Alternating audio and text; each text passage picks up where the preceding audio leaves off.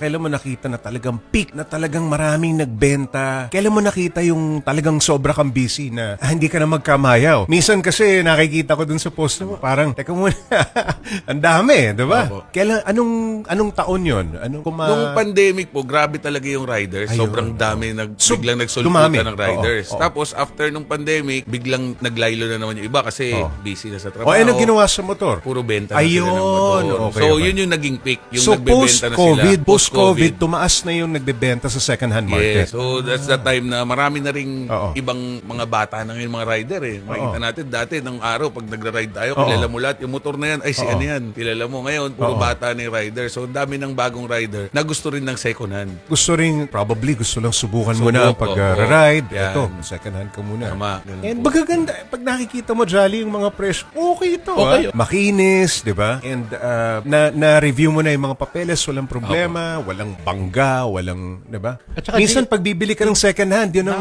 Nakakatakot minsan bumili ng second hand. hindi mo alam ang history eh.